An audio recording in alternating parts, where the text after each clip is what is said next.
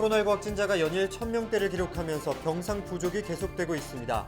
입원 치료를 기다리던 경기도 내 환자 13명이 목포 의료원으로 이송됐습니다. 경기도가 최근 코로나19 확산세의 가장 큰 원인이 사적인 모임이라고 판단하고 거리 두기 3단계에 준하는 5인 이상 집합 금지 명령을 검토하고 있습니다. 코로나19로 경제 상황이 어려워지면서 어려운 이웃을 돕기 위한 구세군의 자선 냄비도 싸늘히 식어가고 있습니다. 거리 모금이 어려워진 구세군은 QR코드를 활용한 디지털 비대면 모금에 나섰습니다. 경기도가 지역화폐 발행과 유통 관리를 총괄하고 운영 자금에 대한 안정성 확보와 수익 재투자를 위해 경기지역화폐 공동운영기관을 설립합니다.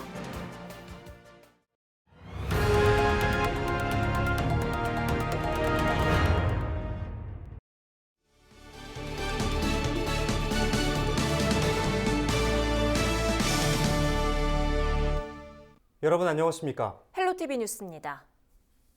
코로나19 확진자가 연일 1,000명대를 넘어서면서 위중증 환자에 대한 우려도 커지고 있습니다. 확진 판정을 받고도 병상을 구하지 못해 하염없이 대기하는 경우도 잇따르고 있는데요. 현재로서는 무조건 코로나19 중증 환자 병상을 늘리는 일도 쉽지 않습니다. 이정아 기자의 보도입니다. 최근 대규모 집단 감염이 발생한 부천의 한 요양병원. 이 병원에서 지난 13일부터 나흘간 확진 판정을 받고 전담병상 입원을 기다리던 고령의 70, 80대 환자 3명이 연이어 숨졌습니다. 무더기 감염에 요양병원은 동일 집단 격리에 들어갔지만 여전히 추가 확진이 잇따르고 있습니다. 제때 코로나19 전담병상으로 이송되지 못해 병원 내부에서 추가 전파가 일어나고 있는 겁니다. 병상 배정받지 못하고 이동 못한 환자들 아직도 남아있나요? 네, 현재 지금 통화하기 좀 어려워요. 이대로라면 요양병원과 관련한 확진자가 더 늘어날 가능성이 크지만 대책은 없습니다. 또 지난 15일 서울에서는 양성 판정을 받은 60대 환자가 자택에서 병상 배정을 기다리다 확진 사흘 만에 사망했습니다. 병상 대란이 현실이 된 겁니다. 중환자 병상의 경우 전국 45병상, 수도권 4병상이 남아있으나 어제 국립대병원을 중심으로 중환자 전담병상을 추가로 마련하기로 하였습니다. 중등증 환자 병상을 갖춘 거점 전담병원을 지정하는 작업도 함께 진행되고 있습니다. 매시간 확진자가 불어나는 인천과 경기 등 수도권 지역의 경우 병상 부족 상황은 심각합니다. 가동 가능한 병상이 연일 한 자릿수를 밑도는 상황. 일선 병원 의료진들은 당장 코로나19 전담 병상을 확충하는 것도 사실상 어렵다는 입장입니다. 한 대형 상급 종합병원에서 코로나19 환자 진료를 담당하고 있는 의료진은 취재진에 메시지를 보내 중환자의 경우 여러 의료진의 돌봄이 필요한데 현장 인력이 턱없이 부족한 상황이라며 기존 일반 중환자 진료까지 비상이 걸렸다고 밝혔습니다. 또 오랜 중환자 진료, 간호 경력이 있는 의료진들을 현실적으로 코로나19 중증병동으로 영입하기 힘든 실정이며 상급 종합병원이나 일부 공공병원에만 중증병상을 늘리려는 계획도 무리인 현실이라고 덧붙였습니다. 하루가 다르게 늘어나는 코로나19 확진자 증가 속에 병상 확보는 물론 치료를 전담할 의료 현장의 체력도 점차 고갈되고 있습니다. 헬로티비 뉴스 이정아입니다. 경기도의 코로나19 확진자가 병상 부족으로 목포로 무더기 이송됐습니다. 경기도는 18일 오후 1시 기준으로 경증 환자 13명이 도내 입원 병원이 없어 목포 의료원으로 추가 이송됐다고 밝혔습니다. 경기도는 홈케어 시스템으로 가정대기 환자를 모니터링하고 있지만 안전을 위해 병원 입원을 추진하고 있다고 전했습니다. 경기도 내 병원 대기자는 250여 명이며 생활치료센터 대기자는 80여 명입니다. 경기대학교 기숙사가 코로나19 생활치료센터로 본격 가동되면서 환자 수용에 다소 숨통을 트이기도 했습니다. 경기도에는 그동안 이천의 LG그룹 연수원 등 6곳의 생활치료센터에 1,368명의 환자를 수용할 수 있었는데요. 1,175명 수용 규모의 경기대 기숙사에 환자 입소가 시작되면서 생활치료센터는 모두 7곳, 3,083명 규모로 늘었습니다. 이에 따라 85.7%였던 높은 가동률도 44.2%로 크게 낮아져 환자 수용에 다소 여유가 생겼습니다. 코로나19 확진자가 연일 1,000명대를 기록하면서 경기도가 5인 이상 집합 금지를 검토하고 있습니다. 이재명 경기도지사는 코로나19 확산세를 멈추기 위해서는 거리 두기 3단계가 필요하지만 경기도만의 단계 격상이 쉽지 않다고 밝혔습니다. 이에 따라 3단계 격상에 준하는 5인 이상 집합 금지를 통해 코로나19 확산을 막아야 한다고 주장했습니다. 특히 최근 지역 감염의 가장 큰 원인은 사적 모임이라며 이를 제한하기 위해서는 5인 이상 집합 금지 명령이 필요하다고 덧붙였습니다. 네, 연말이면 언제나 거리에서는 어려운 이웃을 돕기 위한 구세군의 종소리가 울려 퍼집니다.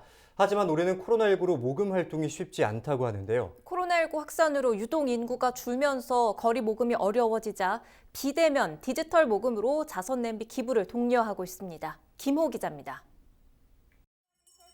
한낮 도심거리, 구세군의 종소리가 울려 퍼집니다.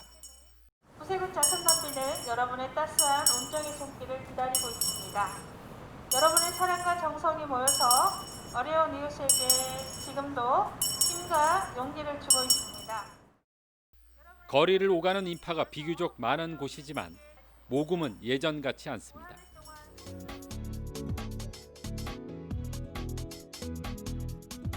모금이 시작된 지 1시간이 다 돼서야 자선 냄비 앞에 시민들의 발걸음이 하나 둘 모입니다. 엄마 손을 잡고 나온 어린아이부터 나이 지긋한 어르신까지 주머니에 넣어둔 지폐를 꺼내 빨간 냄비에 넣습니다. 코로나19로 어느 때보다 힘든 시기지만 올해도 이웃 돕기를 멈출 수는 없습니다. 똑같은 마음이죠. 내가 힘들면 남도 힘드니까. 그러니까 조금 도울 수 있다면 돕는 게 좋죠. 국가적 재난이니까 견뎌야 안 되겠습니까? 어쨌든. 비록 넉넉한 형편은 아니지만 나보다 더 어려운 이웃이 있기에 적은 금액이지만 힘을 보탭니다. 한 달에 100만 원도 못 버는 사람들이 너무 많거든. 내가 한 달에 150만 원 받아요. 내 나이가 오늘에 68인데 그래도 나보다 더 못한 사람이 있을 거 아니냐 이거지. 지난해 120억 원을 모금한 구세군은 올해는 25% 감소한 90억 원을 모금할 것으로 전망하고 있습니다. 코로나19로 인해서 사회적, 경제적 어려운 이웃들이 많이 생겼습니다. 그런 여러 가지 상황 속에서도 또 사랑을 베풀어 주시는 시민들이 또 계셨고요. 그러나 전반적으로 모금액은 이제 줄어들고 있는 상황입니다. 더구나 사회적 거리 격상으로 당초 전국에 설치됐던 320여 개의 자선 냄비는 250여 개로 줄었습니다. 거리 모금의 어려움이 예상되면서 올해는 비대면 디지털 모금을 독려하고 있습니다. QR코드를 사용한 제로페이와 네이버페이 등 코로나19에 대비한 새로운 기부 문화를 만들고 있습니다. 저희가 거리에서 모금이 조금 어려울 걸로 예상해서 디지털 모금이라고 저희가 지금 그걸 통해서 모금을 하고 있는데요. 디지털 모금 작년에도 후불교통카드로 현장에서 모금할 수 있는 방법이 있었고요. 이번에 좀 다른 부분은 QR코드로 참여할 수 있는 방법인데 QR코드는 현장과 비대면에서 온라인상에서 참여할 수 있는 모금 방법입니다. 지난 1일부터 시작된 구세군 모금 활동은 오는 31일까지 거리 모금을 진행합니다. 코로나19로 어려워진 경제 상황이지만 하루하루 생계를 이어가며 생존과 싸우는 취약계층은 올해도 도움의 손길을 기다리고 있습니다. 헬로티비 뉴스 김호입니다. 경기도가 시군과 함께 경기지역화폐 공동운영기관 설립을 추진합니다. 먼저 경기도 시군 실무협의체를 구성하고 18일 첫 영상회의를 시작으로 공동운영기관의 설립 형태, 운영 방법, 주요 기능 및 역할 등 설립 방향을 구체화합니다. 경기도는 지역화폐 공동운영기관을 통해 지역화폐 발행과 유통관리를 총괄하고 운영 자금에 대한 안정성 확보와 운영 수익 재투자 등의 역할을 할 계획입니다.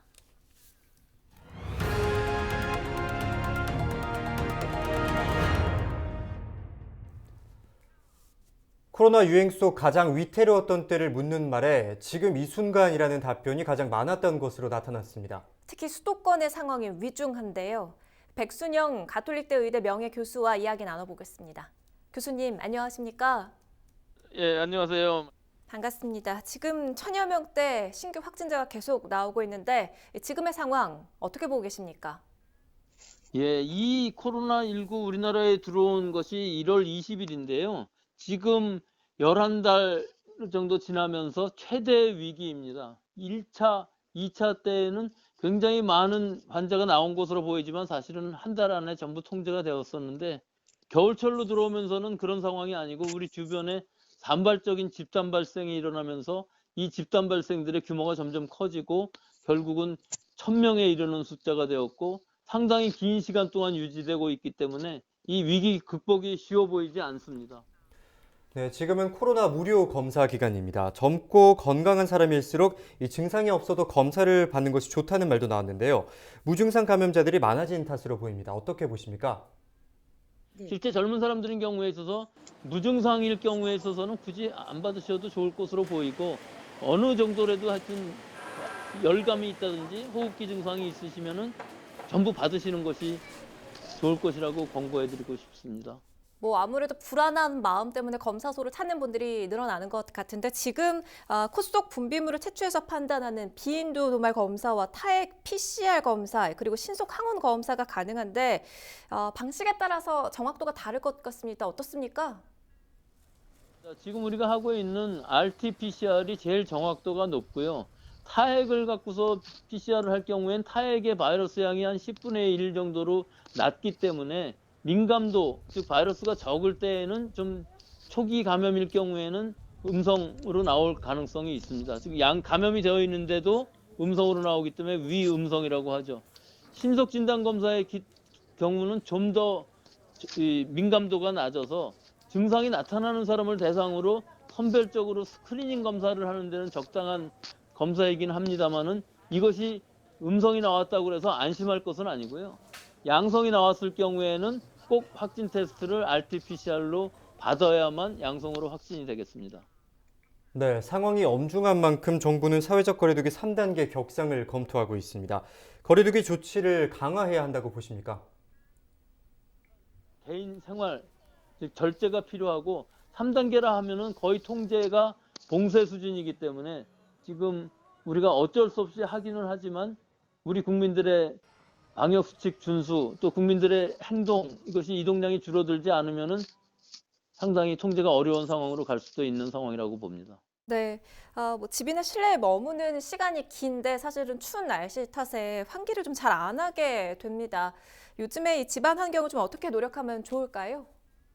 우리 사람의 몸도 우리 호흡기계 점막의 습도가 낮을 경우에 좀 방어력이 떨어지는 부분들이 있어서 전체적으로 습도는 40% 정도에서 60% 정도를 유지하시는 것이 좋을 것으로 보이는데 이 습도가 너무 높게 되면은 사실은 곰팡이라든지 여러 세균들이 증식할 수가 있어서 환기를 잘하면서 상대 습도를 높여주고 또 난방도 같이 해야 되는 좀 모순되는 부분들이 있습니다만은 겨울철이라 하더라도 환기를 잘하고 소독 잘하고 또 문이 닫혀진 상태에 있어서도 습도를 40에서 60%로 유지하는 것도 중요한 방역 수칙, 위생 수칙이라고 할 수 있습니다. 네, 국민 스스로 방역 수칙을 지키는 게 최고의 백신이라고 하는데요. 개인 위생뿐만 아니라 실내 환경 조성에도 노력이 필요해 보입니다. 오늘 말씀은 여기까지 듣겠습니다. 지금까지 백순영 교수와 이야기 나눠봤습니다.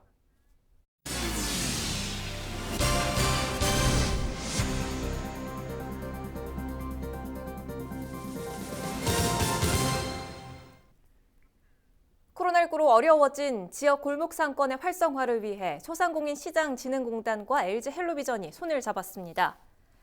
두 기관은 17일 지역경제 활성화 연중 캠페인을 위한 비대면 방식의 업무 협약을 체결했습니다. 박영선 중소기업벤처부 장관은 영상 메시지 형태 축사를 통해 대기업과 소상공인의 상생 협력이라는 하나의 프로토콜이 마련되는 계기가 될 수 있길 기대한다고 격려했습니다. 이번 협약을 통해 두 기관은 전국 1000개 이상의 소상공인 가게를 발굴하고 지역 채널 TV 프로그램과 뉴스, SNS 홍보에 협력할 예정입니다. 또 소상공인들이 비대면으로 상품을 판매할 수 있는 판로 개척도 공동으로 추진합니다. 상품을 파는 데 많은 어려움을 겪고 있습니다. 그래서 이 업무 협약을 통해서 소상공인 제품을 좀 홍보를 하고 판매하는 데 마케팅에 이제 도움을 줬으면 좋겠다. 이런 취지로 협의를 잘 한 것으로. 향후에도 지속적으로 지역 경제 활성화하는데 저희 방송 플랫폼 사업자로서 기여를 했으면 좋겠다 이런 생각을 계속 갖고 있습니다. 추가적으로 또 진행될 수 있는 여러 가지 방안에 대해서는 같이. 뉴스를 마칩니다. 시청해주신 여러분 고맙습니다.